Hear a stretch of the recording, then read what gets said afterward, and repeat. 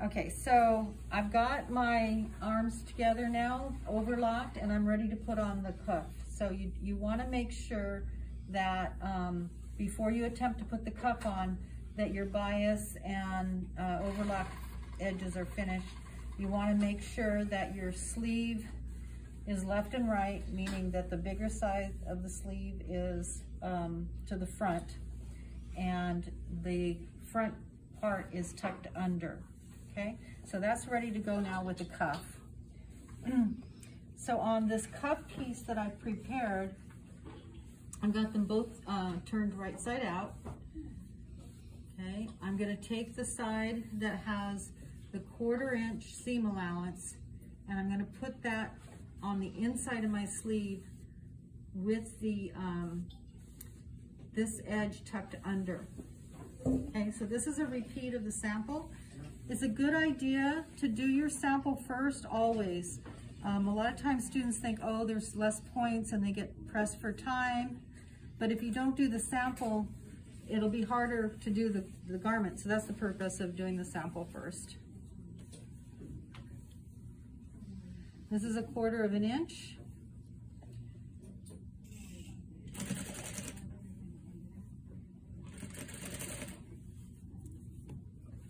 And the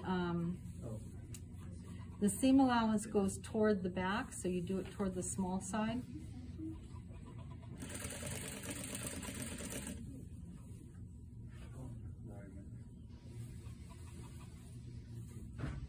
And this one is extended out. There's a little bit of, maybe a little bit of shearing in here, which would be right in the center, not too much. And just take a little bit of a gather. Seam allowance toward the back.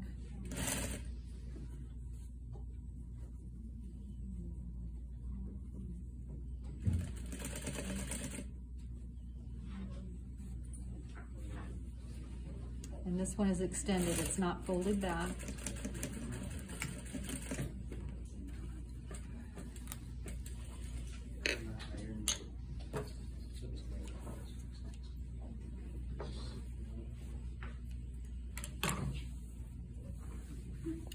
And then your cuff is folded over the seam allowance with that 1/4 inch and edge stitched.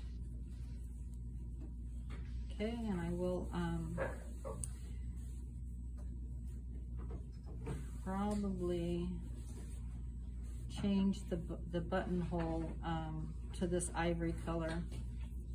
So if you're doing the buttonholes here, ask for the thread to be changed, okay, so that you can have a nice finished product if it's not matching.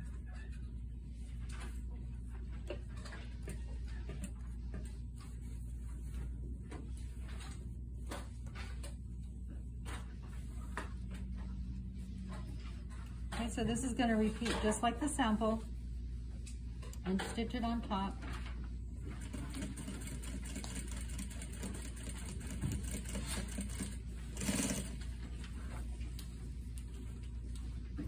Catch your seam in there, don't want to poke out like that.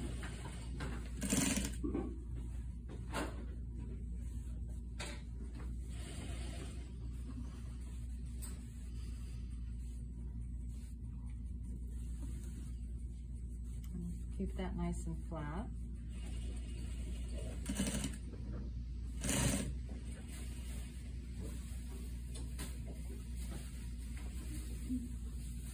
Again, if you want to use pins, that's fine. I got some extra threads I need to cut away.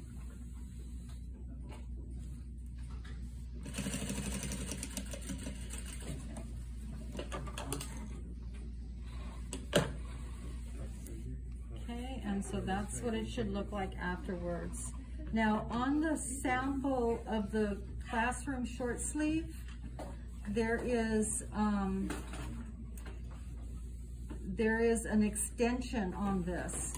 So use that extension if you need, if your arm is thinner, but if you need the full amount, do the way I'm doing, so you have that extra amount for extra fit. And I gotta do this little triangle shape. I did the other side, but I didn't do this side. I'll triangle shape one more time to see it. And the last thing I'm going to do here is my hem and my buttonholes. So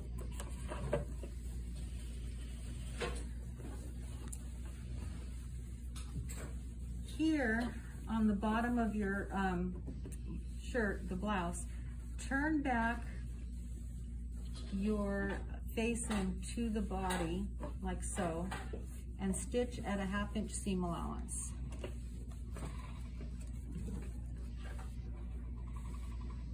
And keep it flat. If it's not a perfect match, it'll get absorbed into the seam allowance.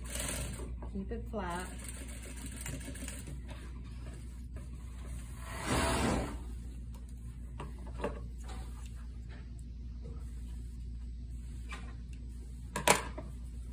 Turn it.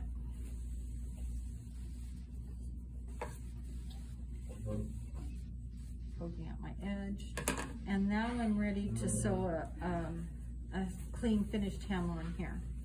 So I already prepared the other side the same way. It's turned and ready to go. I'm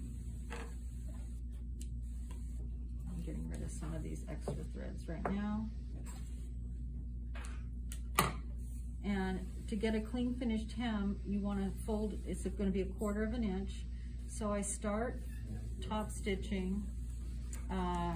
I could start here, or I could start here.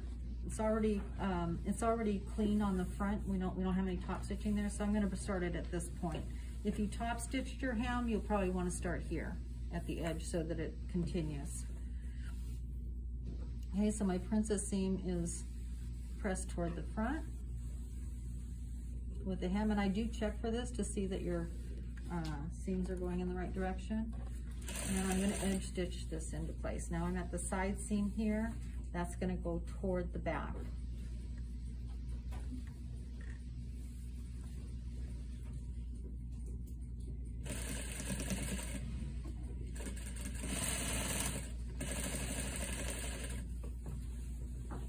This is a princess back seam. It also presses toward the back.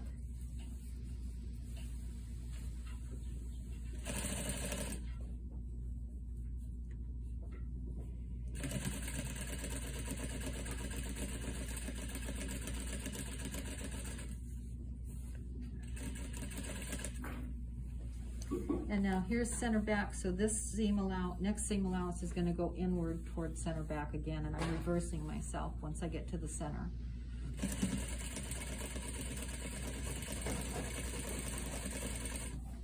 So a lot of times with beginners, all the seams end up going one way as they're stitching this hem, so you want to keep aware of that. Okay, side seam toward the back.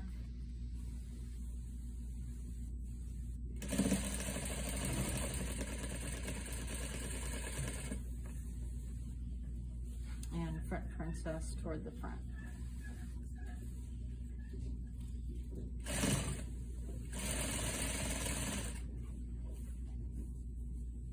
And then as I get back over towards this point, I want to make sure this is nice and flat at the front.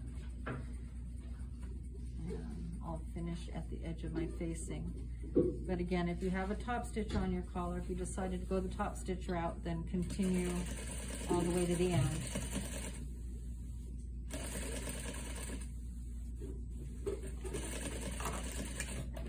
Okay, so there's your hem. And the very last thing to do now is to mark the buttonholes. So we have a 24 line or a 5/8 of an inch buttonhole. So that's going to mean at my bust point here, where I started and stopped at my understitching.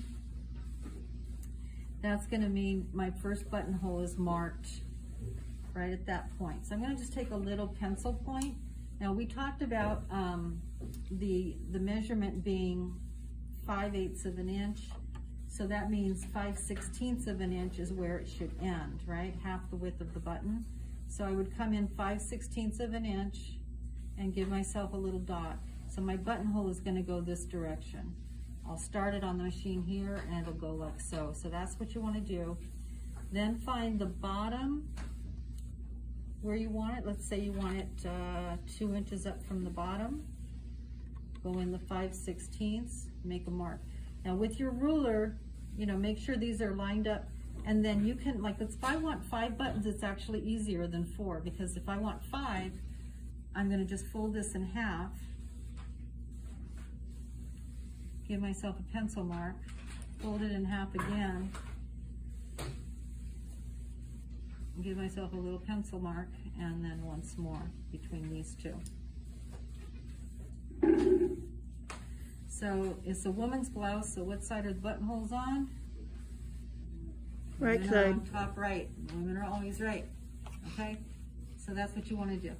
And then you can do the buttonholes at home or here, either way, but they are a lot neater here. So if you come next week to class without the buttonholes finished, that's okay. We'll do them here. All right? But at least get to this point. And if you want to do them at home, that's fine too.